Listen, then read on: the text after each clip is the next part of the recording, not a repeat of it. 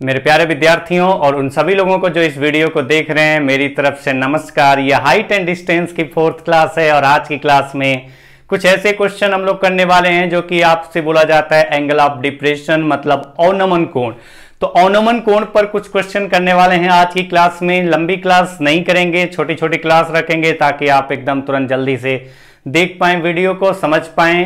तो चलिए question start करते हैं, जिसमें से पहला क्वेश्चन है दे आर कॉन्जिक्यूटिव। कुछ ऐसे है, there are two temple on one on each bank of a river just opposite to each other. One temple is 54 metre high. From the top of this temple the angle of depression of the top and foot of the other temple is 30 degree and 60 degree respectively. The height of the temple is, मतलब other temple is। तो question है, किसी नदी के विपरीत दिशा में, हिंदी में भी पढ़ देते हैं एक बार, किसी नदी के विपरीत दिशा में स्थित प्रत्येक किनारे पर दो मंदिर स्थित हैं। एक मंदिर की ऊंचाई 54 मीटर है। उस मंदिर के ऊपर से दूसरे मंदिर के ऊपर तथा तली पर बनने वाला अवनमन कोण 30 डिग्री, क्रमशः 30 डिग्री और 60 डिग्री है। तो दूसरे मंदिर की ऊंचाई ज्ञात करो। तो अच्छा, ऐसे क्वेश्चन में क्या इंपॉर्टेंट होता है कि एक मंदिर की तो हाइट दे दी गई 54 मीटर है। अब जब दूसरे मंदिर की बात की जा रही है तो अब पॉइंट ये आता है कि फिगर जब बनाएंगे तो आपको ये पता होना चाहिए कि जो दूसरा मंदिर है वो दूसरा मंदिर पहले वाले मंदिर से ऊंचा है, मतलब ज्यादा हाइट है उसकी या कम हाइट है। तो चलिए पहले मंदिर बनाते हैं, फिर एक एक स्टेप बाय स्टेप मैं आपको बताऊंगा कि कैसे पता चल जाएगा आपको कि कौन सा वाला मंदिर की हाइट ज्यादा है। तो बोला गया है कि दो मंदिर है, एक नदी है। कुछ ऐसे मैंने कहा कि ये नदी आपका बन गई, ये नदी है और नदी के दो किनारे हैं। ये नदी दिखने में लग रही नहीं है, लेकिन फिर भी ये नदी बह रही है ऐसे। और मैंने कहा कि एक तो आपका मंदिर इधर हो गया और एक मंदिर इधर हो गया, दो मंदिर हो गए। अब दो मंदिर हो गए, दोनों विपरीत किनारे पर है इस नदी के एक किनारे पर एक मंदिर, उसके अपोजिट दूसरे किनारे पर दूसरा मंदिर है, इस तरीके से। तो ये पहली बात आप देखिए कि क्या बोला गया है। तो विपरीत किनारों पर दो मंदिर स्थित हैं, अपोजिट साइड में, नदी के दोनों अपोजिट साइड में दो मंदिर स्थित हैं, मतलब एक एक मंदिर स्थित है दोनों के अपोजिट साइड में। तो एक मंदिर की ऊंचाई मैंने यहां पर बनाया, फिगर समझ में आया इसलिए अलग से बना रहा हूं। मैंने बता दिया कि किस तरह से फिगर की बात की गई। तो इसमें पहला पॉइंट तो यह है कि एक मंदिर की हाइट दे दी गई है। कितनी दी गई है? तो आपको बताया गया कि एक मंदिर जो है उसकी हाइट दी गई है 54 मीटर। तो एक मंदिर की हाइट तो हमें दे दी गई है 54 मीटर है टोटल। अच्छा, अगर एक मंदिर की हाइट 54 मीटर है, उसके बाद क्या बोला गया? Opposite one temple is 54 metre high. From the top of this temple, इस टेम्पल की टॉप से, तो इस टेम्पल का टॉप ये वाला पार्ट हो गया। From the top of this temple the angle of depression. अच्छा, एंगल ऑफ डिप्रेशन की बात की जाएगी, मतलब जहां से भी देखेंगे वहां से हम नीचे की तरफ देखेंगे, ये केस है। तो एंगल ऑफ डिप्रेशन दिया गया है कितना? 30 डिग्री ये आपका। और एक जो एंगल ऑफ डिप्रेशन दिया गया, दूसरा पार्ट दिया गया एंगल ऑफ डिप्रेशन उसी पॉइंट से। एंगल ऑफ डिप्रेशन मतलब ये हॉरिजॉन्टल लाइन से नीचे की तरफ देख रहे हैं। तो एक कंडीशन दी गई है कि दोनों एंगल ऑफ डिप्रेशन की बात की गई है। तो एक तो आपका 30 डिग्री नीचे की तरफ देख रहे हैं, जहां से भी देखने की बात की गई है, और दूसरा बोला गया कि एंगल ऑफ डिप्रेशन 60 डिग्री है। तो वहां पर आप देख सकते हैं कि जो हॉरिजॉन्टल लाइन है, क्षैतिज रेखा, उसे 60 डिग्री नीचे की तरफ देख रहे हैं। तो ये दो पॉइंट आपको एक बात समझ में आ गई कि दोनों केस में आपसे बोला गया है, कौन से दो केस में? The angle of depression of the top, मतलब ये बोला गया कि जब ये मंदिर पर यहां से बैठ के देख रहा है, यही तो बोला गया। From the top of this temple, कौन से टेम्पल? जो 54 मीटर ऊंचा टेम्पल है, उसके टॉप से वो देख रहा है दूसरे मंदिर के, कहां पर देख रहा है? टॉप पे देख रहा है और बॉटम में देख रहा है, मतलब foot of the other temple. तो टॉप पे भी देख रहा है और बॉटम में भी देख रहा है। तो उसको दोनों केस में जब देखना पड़ रहा है तो दोनों केस में यूज किया गया एंगल ऑफ डिप्रेशन। यानी जब वो टॉप पे देख रहा है, इस मंदिर के ऊपर बैठ के 54 मीटर हाइट की ऊंचाई पर जो मंदिर है, 54 मीटर ऊंचा जो मंदिर है, उसके ऊंचाई पर टॉप पे बैठ करके जब देख रहा है दूसरे टेम्पल के टॉप पे, तो एंगल ऑफ डिप्रेशन 30 डिग्री है। मतलब जब टॉप पे देख रहा है तो जो अगर जहां से बैठ के देख रहा है वहां पर मैंने हॉरिजॉन्टल लाइन ड्रॉ किया, वहां से अगर वो बोला गया कि एंगल ऑफ डिप्रेशन 30 डिग्री है, जब टॉप पे देख रहा है तो एंगल ऑफ डिप्रेशन 30 डिग्री है, तो इसका मतलब कि जहां पर बैठ के देख रहा है वहां से हॉरिजॉन्टल लाइन जो आपने ड्रॉ किया उससे 30 डिग्री नीचे की तरफ देख रहा है। अगर 30 डिग्री नीचे की तरफ देख रहा है इस तरीके से कुछ, और कहां पर देख रहा है वो उस दूसरे मंदिर के टॉप पे, तो दूसरा मंदिर की हाइट क्या ऊंचाई जो होगी वो ज्यादा होगी इस मंदिर से? नहीं, क्योंकि जब उसके टॉप पे देख रहा है दूसरे मंदिर के, यहां से जब दूसरे मंदिर के टॉप पे देख रहा है, मैं बार बार रिपीट कर रहा हूं, जब यहां से बैठ करके दूसरे मंदिर के टॉप पे देख रहा है तो उसे नीचे की तरफ देखना पड़ रहा है कितना डिग्री, क्षैतिज रेखा से नीचे की तरफ देखना पड़ रहा है कितना डिग्री, 30 डिग्री नीचे की तरफ देखना पड़ रहा है। मतलब दूसरे मंदिर की ऊंचाई कम होगी, तभी तो उसके टॉप पे देखने के लिए नीचे की तरफ देखना पड़ रहा है। तो ये पहला पॉइंट। तो चलिए यहां तक मैंने कहा कि ये आपका हो गया दूसरे मंदिर का टॉप।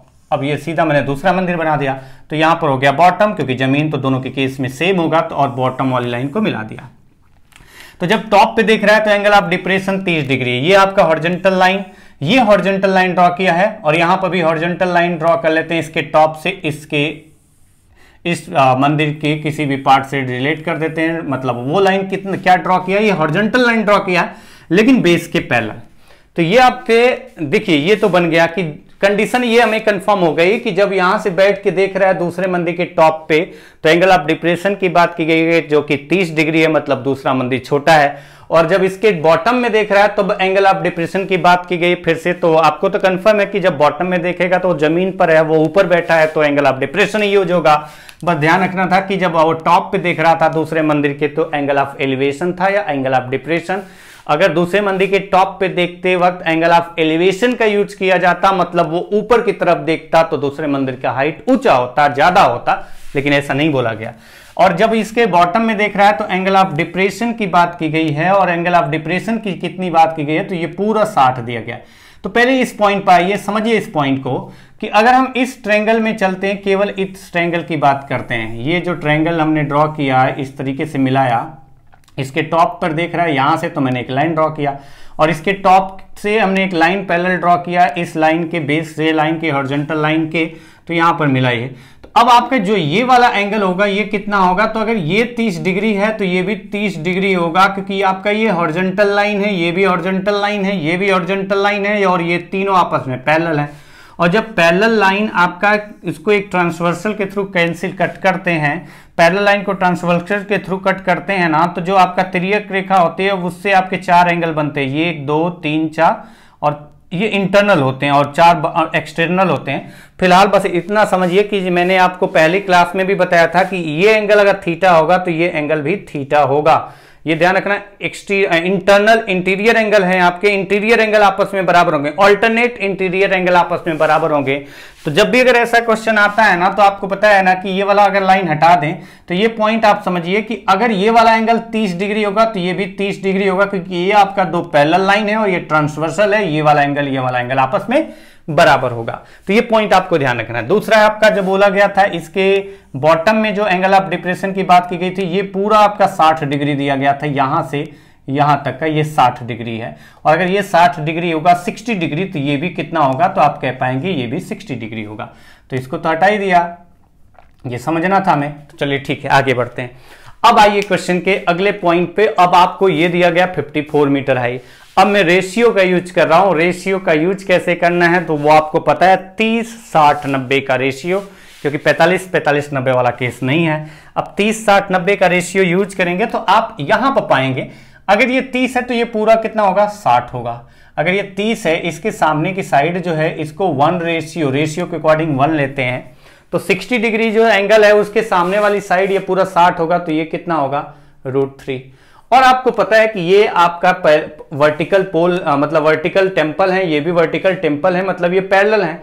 तो अगर ये पैरेलल है तो एक बात आपको समझ में आनी चाहिए कि जब ये पैरेलल है और ये भी पैरेलल है, तो जितना लेंथ इसका होगा उतना लेंथ इसका भी होगा, मतलब ये भी कितना होगा, √3 रेशियो। √3 रेशियो यूनिट में हम एक्चुअल में नहीं लिख रहे हैं, ये रेशियो है। तो अगर ये आपका 1 रेशियो है तो ये √3 रेशियो होगा। कैसे, 30 के सामने 1 तो 60 के सामने √3, तो ये भी √3। अच्छा, अब आते हैं बड़े वाले ट्रायंगल में। बड़े वाले ट्रायंगल में ये एंगल कितना होगा, कौन सा एंगल, तो आपको पता है कि ये 60 डिग्री है, तो ये वाले एंगल के बारे में मैं बात कर रहा हूं कि ये एंगल कितना होगा, 30 डिग्री होगा। कैसे, क्योंकि इन दोनों का सम 90 होता है और ये 90 तो है ही। तो आपको पता है 60 है तो 90 माइनस 60 30। अब 30 के सामने जो होता है 60 के सामने √3 टाइम्स होता है। जैसे ही अगर हम देखेंगे कि 30 के सामने की साइड √3 है तो जो भी 30 डिग्री के सामने साइड होती है 60 डिग्री के सामने उसमें √3 मल्टीप्लाई करो तो आता है। तो आप कहेंगे कि अगर 30 के सामने √3 है तो 60 के सामने ये जो पूरी लेंथ आएगी वो कितना रेशियो होगी, 3 रेशियो। तो 3 रेशियो की वैल्यू कितनी हो गई, 54 मीटर। तो आप ये कह पाएंगे रेशियो अगर हमने रिलेट किया तो ये 3 रेशियो पूरा हाइट आएगा, 54 मीटर है तो 1 रेशियो की वैल्यू कितनी हो जाएगी, 18 मीटर। और अगर 1 रेशियो 18 मीटर है तो ये वाली लेंथ कितना आ रही है, तो ये वाली लेंथ आ रही है टोटल 3 माइनस 1 बराबर ये। तो ये आपका कितना आएगा, तो टोटल 3 में से अगर 1 माइनस कर दे तो 2 रेशियो आएगा। और 2 रेशियो की वैल्यू कितनी होगी, अगर 1 रेशियो 18 मीटर है तो 2 × 18 इज इक्वल टू 36 मीटर। तो ये आपसे जो पूछा गया था कि बताइए इस टेम्पल की हाइट कितना है, 2 रेशियो की वैल्यू कितनी आ रही है, तो आप कह पाएंगे 36 मीटर है। तो चलिए अगले क्वेश्चन पे चलते हैं। ये पहला क्वेश्चन आज की क्लास था, थोड़ा सा मैंने टाइम लिया आपको एंगल ऑफ डिप्रेशन थोड़ा सा बताना था। आपने पढ़ा था पहली क्लास में मेरे साथ, लेकिन फिर भी मैंने थोड़ा टाइम लिया ताकि आपका वो पॉइंट क्लियर हो जाए कि एंगल ऑफ डिप्रेशन किसके बारे में बात कर रहे हैं। और वो एंगल ऑफ डिप्रेशन जब दूसरे ऑब्जेक्ट को देख रहे हैं और एंगल ऑफ डिप्रेशन की बात की गई है मतलब दूसरे ऑब्जेक्ट नीचे की तरफ देखना पड़ रहा है, ये पॉइंट। तो अगला क्वेश्चन है, there are two vertical post one on each side of a road just opposite to each other. One post is 108 meter high. From the top of this post, the angle of depression of the top and foot of the other post are 30 degree and 60 degree respectively. Then the height of the other post is. अच्छा, ये point आपका फिर से मैं हिंदी में भी बात करूं। एक सड़क के विपरीत दिशा में स्थित प्रत्येक किनारे पर 2 खंबे स्थित हैं। एक खंबे की ऊंचाई 108 मीटर है। उस खंबे के ऊपर से दूसरे खंबे के ऊपर तथा तली पर बनने वाला अवनमन कोण 30 डिग्री और 60 डिग्री है। तो दूसरे खंबे की ऊंचाई ज्ञात करो।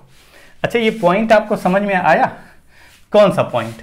पॉइंट ये कि एक आपका जो मंदिर है, जो टेम्पल है, उसकी हाइट दी गई है।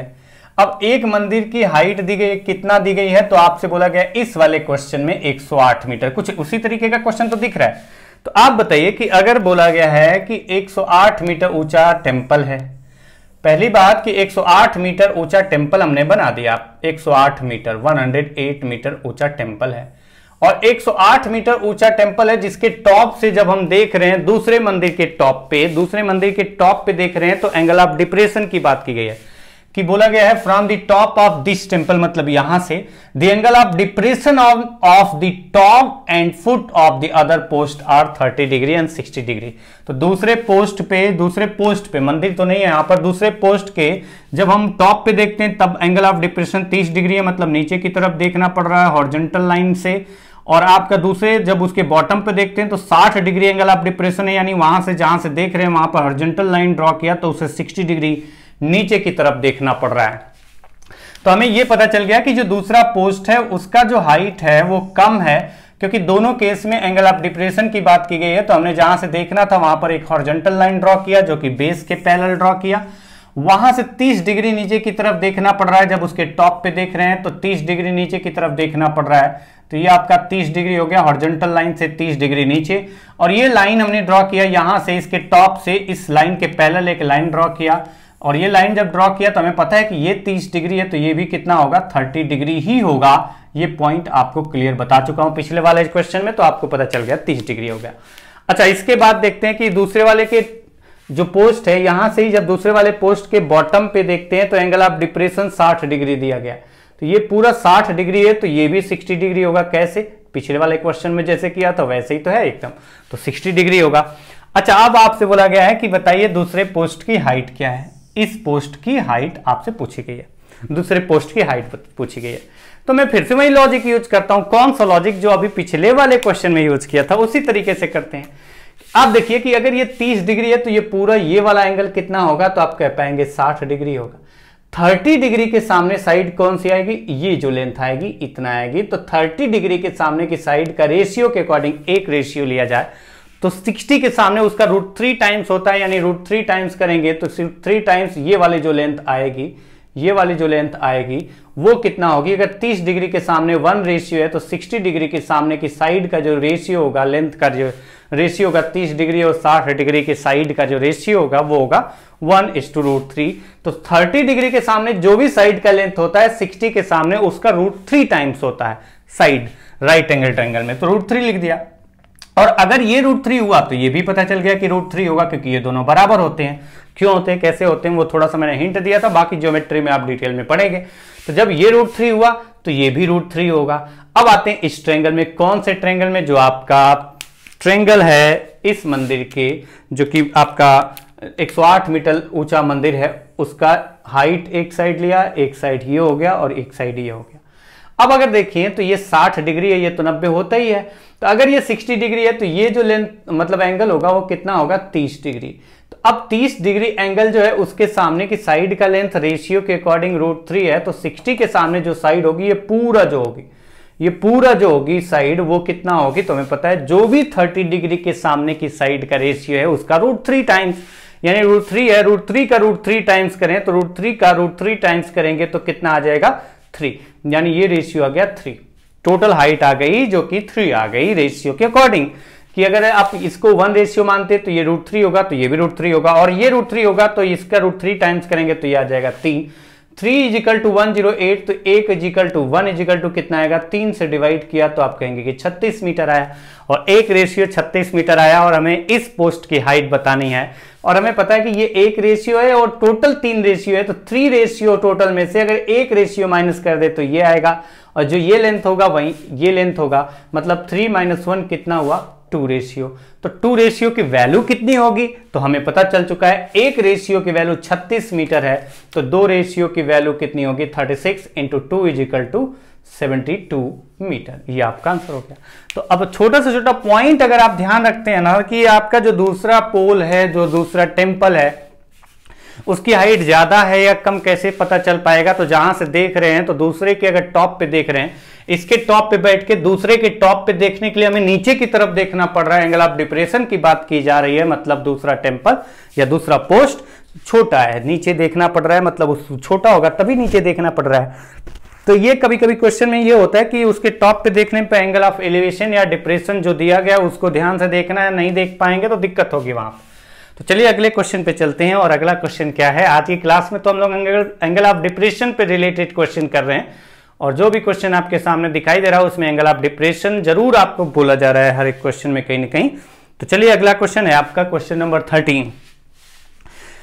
From a tower 125 meter high, the angle of depression of two objects which are in horizontal line through the base of the tower are 45 degree and 30 degree, and they are on the same side of the tower. The distance between the object is, तो हिंदी में है, 125 metre ऊंची मीनार से उस मीनार के एक ही तरफ क्षैतिज रेखा पर स्थित दो वस्तुओं के ऊपर बनने वाला उन्नयन कोण क्रमशः 45 डिग्री और 30 डिग्री है, तो इन दोनों वस्तुओं के बीच की दूरी ज्ञात करो। अच्छा देखिए, आपका फिर से एंगल ऑफ डिप्रेशन की बात की गई है, और आपको इस बार ये नहीं पता करना है कि नहीं दूसरा वाला जो पार्ट होगा जहां पर देख रहे हैं वहां पर आपका टॉप एंड बॉटम है, तो उसकी हाइट होगी, और हाइट होगी तो वो ऊंचा होगा इससे या नीचा होगा, ये आपको नहीं देखना है, क्योंकि आपको इस वाले क्वेश्चन में दिया गया है कि from the top of tower 125 metre high, एक टावर है जो कि 125 मीटर ऊंचा है, उसके टॉप से, ये हो गया उसका टॉप, इसके टॉप से जब हम देख रहे हैं कहां पर, 2 ऑब्जेक्ट को देख रहे हैं, और वो 2 ऑब्जेक्ट कहां पर हैं, तो 2 object which are in horizontal line through the base of the tower. तो टावर के बेस से हम अगर हॉरिजॉन्टल लाइन ड्रॉ करते हैं तो उस लाइन पर 2 पॉइंट है, मैंने कहा एक पॉइंट यहां है और एक पॉइंट यहां है, और कहां से देख रहे हैं इन दोनों पॉइंट पर, तो आपसे ये बोला गया है देख रहे हैं कहां से। अब ये भी तो हो सकता है यहां से इसको देख रहे हैं, तो अगर यहां से इसको देखेंगे तो ये एंगल ऑफ एलिवेशन बनेगा, लेकिन आपसे बोला गया कि इसके टॉप से देख रहे हैं 2 बिंदुओं को, वो बिंदु जो इसके तली से क्षैतिज रेखा ड्रॉ करें तो उस पर 2 बिंदु स्थित हैं। तो जब हम यहां से इसके टॉप से जब देख रहे हैं दोनों बिंदुओं को, तो यहां से मैंने एक लाइन ड्रॉ किया, लाइन ऑफ साइट आपका इसको बोलते हैं। तो बोला गया कि जो एंगल ऑफ डिप्रेशन है वो कितना कितना डिग्री है। एंगल ऑफ डिप्रेशन मतलब जब आप यहां से देख रहे हैं तो आपने यहां से हॉरिजॉन्टल लाइन ड्रॉ किया, तो जब हम यहां पर देख रहे हैं तो एक एंगल आपका 30 डिग्री है, मतलब जो आपका ये है वो 30 डिग्री बताया गया है, और 30 डिग्री और एक 45 है। तो आप ये देखो कि अगर ये 30 डिग्री है तो इस ट्रायंगल में अगर ये 30 डिग्री है तो ये भी कितना होगा, 30 डिग्री होगा या नहीं होगा? होगा। अल्टरनेट इंटीरियर एंगल, जो कि मैं बताते चल रहा हूं और ज्योमेट्री में बहुत डिटेल से हम लोग पढ़ेंगे इसके बारे में।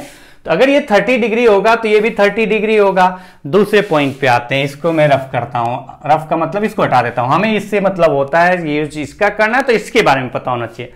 चलिए दूसरा पॉइंट बोला गया है कि जब दूसरा पॉइंट पर भी देख रहे हैं तो वहां पर एंगल ऑफ डिप्रेशन 45 डिग्री है, मतलब हम दूसरे को देख रहे हैं, यहां पर देख रहे हैं तो एंगल ऑफ डिप्रेशन 45 डिग्री होने का मतलब यह है कि जहां से देख रहे हैं वहां से जो हॉरिजॉन्टल लाइन है उससे 45 डिग्री नीचे की तरफ देखना पड़ रहा है। तो अगर ये 45 हुआ तो ये भी 45 डिग्री होगा। ये पॉइंट आपको ध्यान रखना चाहिए, रखना पड़ेगा, और अगर आप पॉइंट समझते हैं तो आपको दिक्कत नहीं होगी। तो ये हो गया 45 डिग्री। अब बोला गया कि बताइए तो उनके बीच का दूरी कितना होगा? किन के बीच का दूरी? उन दोनों पॉइंट के बीच का डिस्टेंस जो है वो कितना है, ये आपसे क्वेश्चन मार्क है। अच्छा, अब आप आ जाइए क्वेश्चन के कंसेप्ट पर। कंसेप्ट क्या है? रेशियो का यूज करना है, और रेशियो का यूज किस तरीके से करना है वो एक एक स्टेप बाय स्टेप देखते जाएंगे, समझते जाएंगे। और रेशियो का यूज ऐसे करना है, देखो आप, सिंपल लॉजिक। अगर मैं कहता हूं कि ये 30 डिग्री है तो ये पूरा कितना होगा, तो आप कह पाएंगे कि ये पूरा होगा 60 डिग्री। अगर आपका ये 30 डिग्री है तो ये पूरा ये आपका जो होगा 60 डिग्री होगा। और 30 डिग्री के सामने की साइड को हमने कहा कि ये 1 रेशियो है। 30 डिग्री के सामने की साइड को हमने कहा कि ये 1 रेशियो, मतलब 1 रेशियो, ये पूरा आपका जो है उसको 1 रेशियो 1 यूनिट हमने ले लिया। तो जो पूरा साइड था 30 डिग्री के सामने की साइड जो थी उसको मैंने 1 यूनिट माना। तो पूरा 60 डिग्री के सामने की साइड कितनी आएगी, तो आप कह पाएंगे कि 60 डिग्री के सामने उसका √3 टाइम्स आएगी। √3 टाइम्स मतलब हम लिख सकते हैं √3 यूनिट। तो √3 यूनिट यहां से आ गया कि 30 डिग्री के सामने की साइड को 1 यूनिट लेते हैं, तो 60 डिग्री के सामने की साइड को क्या लेंगे, उसका √3 टाइम्स यानी √3 यूनिट। वो होता ही है राइट एंगल ट्रायंगल में फिक्स एकदम रेशियो, ठीक है, √3 यूनिट। अब आते हैं दूसरा पॉइंट। अब देखिए कि अगर ये 45 है तो ये भी कितना होगा, तो ये भी आपका 45 होगा। तो जब दो एंगल बराबर हैं तो उनके सामने की साइड बराबर होंगी। इसके अकॉर्डिंग देखिए 45 डिग्री के सामने 1 यूनिट है, तो ये जो 45 डिग्री इसके सामने जो साइड ये वाली आएगी वो कितना आएगी, तो आप कहेंगे कि ये भी 1 यूनिट आएगी, क्योंकि दो एंगल बराबर हैं तो दोनों के सामने की साइड बराबर होती हैं। तो 1 यूनिट एंड 1 यूनिट आ गया। तो बताइए ये 3 यूनिट आ रहा है, √3 यूनिट आ रहा है पूरा, और ये आ रहा है 1 यूनिट। तो ये लेंथ कितना हुआ, तो आप कह पाएंगे टोटल √3, ये जो लेंथ आएगा वो कितना आएगा, तो आप कह पाएंगे √3 - 1 यूनिट। अच्छा, ये रेशियो है, एक्चुअल वैल्यू नहीं है, ये आपका लेंथ आ जाएगा। किसका लेंथ आएगा, तो ये जो लेंथ आएगा वो d का लेंथ आएगा। और यहां से देखो कि एक रेशियो की वैल्यू कितनी है, तो आपको पता है 125, एक रेशियो की वैल्यू 125 मीटर है, तो एक यूनिट का वैल्यू 125 मीटर के बराबर है। तो √3 - 1 यूनिट का वैल्यू कितना होगा, उसका तो अगर 1 रेशियो इतना है तो √3 - 1 रेशियो की वैल्यू कितनी होगी, तो आप लिख पाएंगे √3 - 1 × 125 मीटर। और ये आपका सीधा सीधा आंसर निकल गया, कुछ ज्यादा करने की जरूरत नहीं हुई, लेकिन इसके लिए आपको रेशियो पता होना चाहिए। और अगर आपको रेशियो नहीं पता है तो याद करिए, समझिए, और याद करने का मतलब है प्रैक्टिस करिए क्वेश्चन के थ्रू। और क्वेश्चन के थ्रू अगर प्रैक्टिस करेंगे तो जो आपके दिमाग में बैठेगा रेशियो का पार्ट, वो ऐसा बैठ जाएगा कि कभी भूलेगा ही नहीं। और आपको 30 से 60 में और 60 से 30 में आने के लिए आपको बार बार रेशियो लिख के नहीं दिखाना पड़ेगा, सीधा दिमाग लगाएंगे और सीधा क्वेश्चन का आंसर आना स्टार्ट हो जाएगा। जिसका दिमाग चलेगा वो तो सीधा कहेगा 30 के सामने 125 है तो 60 के सामने 125 √3 आएगा। 45 के सामने अगर 125 है तो इस 45 के सामने 125 होगा। तो ये 125 √3 - 125 कॉमन लिया तो 125 √3 - 1 आपका आंसर हो जाएगा। तो थोड़ा सा अगर आप प्रैक्टिस करें ना तो ये सब जो रेशियो में लिख करके बता रहा हूं ताकि आप समझ पाए, तो ये सब रेशियो लिखने की जरूरत नहीं होगी, माइंड में एक्चुअल वैल्यू से कैलकुलेट करके आगे बढ़ जाएंगे। कभी कभी रेशियो ज्यादा बेहतर होगा और कभी कभी रेशियो की जगह आप एक्चुअल वैल्यू से रिलेट कर पाए, तुरंत आंसर आपका निकल जाता है।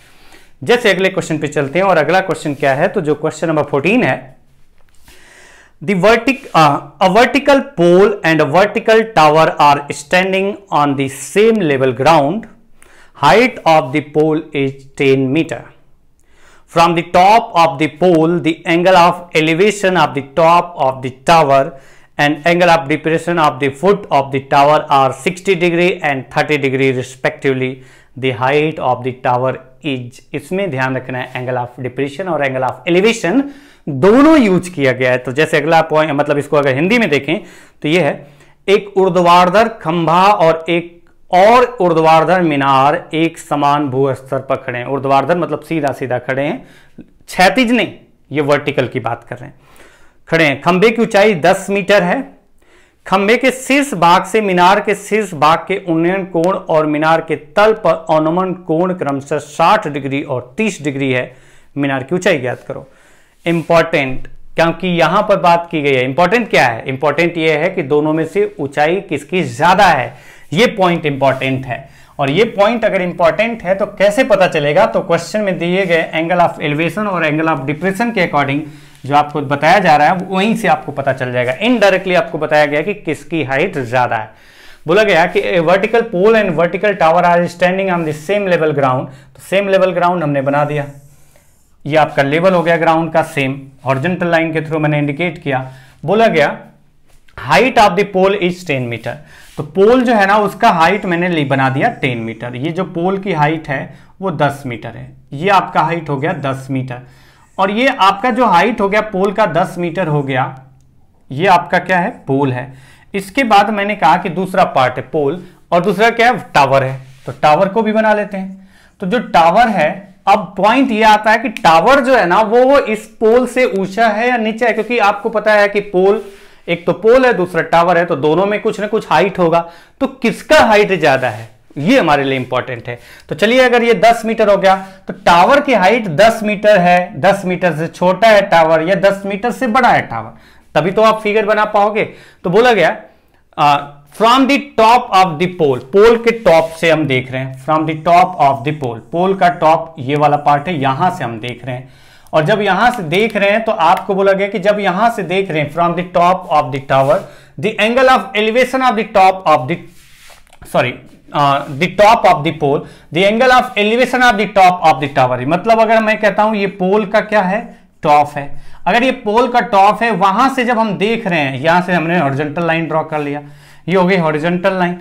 और आपको ये पता चल गया ये क्षैतिज रेखा है। तो अब आपसे ये बोला गया है कि जब पोल के टॉप से हम देख रहे हैं, कहां पर? Top of the tower. तो बोला गया कि पोल के टॉप से जब हम टावर के टॉप पे देख रहे हैं तो हमारा एंगल ऑफ एलिवेशन यूज किया गया है। From the top of the pole the angle of elevation of the top of the tower. मतलब बोला ये जा रहा है कि पोल के टॉप से जब हम टावर के टॉप पे देखते हैं तो एंगल ऑफ एलिवेशन 60 डिग्री है।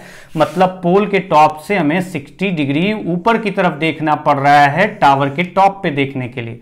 तो टावर के टॉप पे देखने के लिए अगर हमें 60 डिग्री ऊपर देखना पड़ रहा है हॉरिजॉन्टल लाइन के थ्रू, जो आप देखेंगे कि हॉरिजॉन्टल लाइन से 60 डिग्री ऊपर की तरफ देखना पड़ रहा है पोल के टॉप से टावर के टॉप पे देखने पर, इसका मतलब है कि पोल के टॉप से अगर 60 डिग्री, मैंने हॉरिजॉन्टल लाइन ड्रा किया तो इससे 60 डिग्री ऊपर की तरफ देखना पड़ रहा है। किसके लिए? तो टावर के टॉप को देखने के लिए। मतलब टावर का टॉप जो होगा वो इससे ज्यादा ऊपर होगा।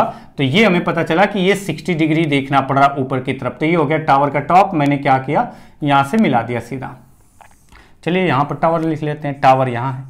अब आपको ये पता चल गया कि टावर के टॉप पे देखने के लिए, पोल के टॉप से टावर के टॉप पे देखने के लिए अगर एंगल ऑफ एलिवेशन बोला गया 60 डिग्री, मतलब हॉरिजॉन्टल लाइन ड्रॉ किया जो कि बेस के लाइन के पैरेलल लाइन ड्रॉ किया तो उसे 60 डिग्री ऊपर की तरफ। मतलब हमें ये कंफर्म हो गया कि टावर जो है वो पोल से ऊंचा है। अब आपका ये 60 हो गया तो ये 30 होगा, ये 90 तो होगा ही होगा। चलिए ठीक है। दूसरा पॉइंट आता है कि यहीं से जब देख रहे हैं angle of depression of the foot of the tower, और टावर का जो टॉप हो गया और ये उसका फुट हो गया, टावर का फुट आपका यहां पर हो गया। तो वहां पर जब देख रहे हैं इसी पॉइंट से, तो एंगल ऑफ डिप्रेशन की बात की गई है। मतलब जो हॉरिजॉन्टल लाइन ये आपने ड्रॉ किया, मैंने ड्रॉ किया, आपने देखा है या आपने ड्रॉ किया होगा, अपनी बुक कॉपी में, तो वहां से बोला गया कि जब इसके बॉटम में देख रहे हैं, इसके फुट में देख रहे हैं, टावर के बॉटम में देख रहे हैं, तो एंगल ऑफ डिप्रेशन 30 डिग्री दिया गया है, मतलब ये एंगल 30 डिग्री हो गया, इससे 30 डिग्री नीचे की तरफ देखना पड़ रहा है। तो ये पॉइंट आपको समझ में आया होगा कि जो टावर है वो इस पोल से ऊंचा है या नीचा है, वो आपको कंफर्म हो गया होगा जैसे ही बोला गया था टॉप पे देखने के लिए। यहां से टॉप पे देखते हैं टावर के, तो एंगल ऑफ एलिवेशन की बात की गई थी, मतलब टावर जो होगा वो पोल से ऊंचा होगा। आइए क्वेश्चन पे आते हैं। ये 10 मीटर है, हमें क्या पता करना है, हमें ये पूरी हाइट पता करनी है। कौन सी? टावर की पूरी हाइट हमें पता करनी है। अच्छा, पॉइंट आते हैं, एक एक पॉइंट बढ़ेंगे, एक एक छोटे छोटे पॉइंट। अगर आप रेशियो के अकॉर्डिंग देखें तो मैं तो कहूंगा कि अगर ये 10 होगा तो आपको पता है कि ये भी कितना होगा, 10 मीटर ही होगा। तो एक तो तरीका है कि अगर ये 10 मीटर होगा, 30 के सामने 10 है, तो ये कितना होगा हमें पता है 60 डिग्री होगा। कैसे पता चला? क्योंकि इन दोनों का सम 90 होगा, ये 90 तो है ही, तो 30 से 60 होगा। 30 के सामने 10 है तो 60 के सामने 10√3 होगा, और 30 के सामने 10√3 है तो 60 के सामने 10√3 इंटू √3 30 आ गया। 30 + 10 कितना हो गया? 40 हो गया। मैं क्या बोल रहा हूं, मैं लिख दूंगा, लेकिन पहले रेशियो लिख लिख करके मैं दिखा देता हूं। जैसे आप देखो कैसे, तो वो आपका पहला तो पॉइंट ये है, 30 डिग्री के सामने की साइड, 30 डिग्री के सामने की साइड को अगर मैं मानता हूं कि ये 1 रेशियो है, ये जो आपका है ये 1 रेशियो है।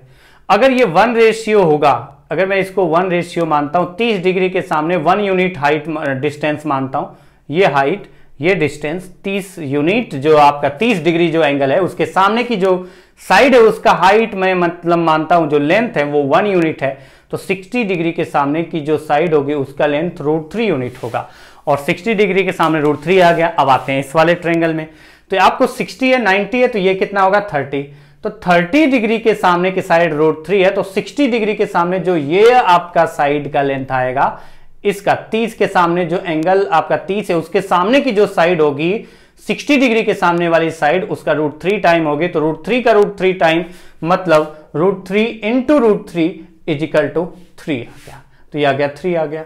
अब बताइए कि अब आपका पूरा हाइट कितना हुआ, तो 1 और 3 ये और 1 ये, यानी 4 यूनिट हो गया। और आपको पता है कि ये वाला जो 1 यूनिट है, ये लेंथ और ये लेंथ बराबर है, तो 1 यूनिट जो है वो 10 मीटर के बराबर है, तो 4 यूनिट कितना होगा, तो आप कह पाएंगे कितना होगा, 40 मीटर। ये आपका आंसर होगा। अच्छा, ये पॉइंट अगर आप समझ में आया तो क्लियर इस तरीके से रेशियो से रिलेट कर पाएंगे, और डायरेक्टली वैल्यू से भी रिलेट कर सकते हैं, लेकिन रेशियो यूज करते हैं आप ऐसे वैल्यू से रिलेट करेंगे। आपको मैं ये इस तरीके से बताता हूं कि 30 डिग्री के सामने की साइड अगर 10 मीटर है, क्योंकि ये 10 मीटर है तो ये 10 मीटर होगा, 10 मीटर होगा। 30 डिग्री एंगल के सामने की साइड 10 मीटर है, तो 60 के सामने जो साइड होगी उसका √3 टाइम्स होगी, तो ये 10√3 आ जाएगा। और अगर ये 10√3 आ जाएगा तो ये 10√3 आ जाएगा, 10√3 मीटर आ जाएगा एक्चुअल वैल्यू के अकॉर्डिंग। तो 30 के सामने जो होगा 60 के सामने उसका √3 टाइम्स होगा। अगर इसका √3 टाइम्स करेंगे तो 10 इंटू √3 इंटू √3 यानी 10 इंटू 3 इजिकल टू 30 आ गया, और ये 30 आ गया और ये 10 आ गया, तो 40 हो गया। ये आपका आंसर हो जाता है तुरंत इस तरीके से। तो आप देखें कि आपको ये इस क्वेश्चन में क्या पता चला। एंगल ऑफ डिप्रेशन की बात की जाती है, तो एंगल ऑफ डिप्रेशन आपको पता है कि हम जब बात करते हैं कि जहां पर से बैठ के देख रहे हैं वहां पर एक हॉरिजॉन्टल लाइन ड्रॉ करें, उससे नीचे की तरफ देख रहे हैं। तो आज की क्लास में हमने आपको एंगल ऑफ डिप्रेशन पे 4 क्वेश्चन कराए हैं, और आपको ये समझाया है कि कैसे पता चलेगा कि जो दूसरा ऑब्जेक्ट है, जब वो जिसको देख रहे हैं, अगर उसमें हाइट है तो वो जिस ऑब्जेक्ट के ऊपर से बैठ के देख रहे हैं उससे ज्यादा ऊंचा है या कम ऊंचा है। आपको समझ में आया होगा। तो चलिए आज की क्लास यही समाप्त करते हैं, मिलते हैं अगली क्लास में, तब तक के लिए नमस्कार।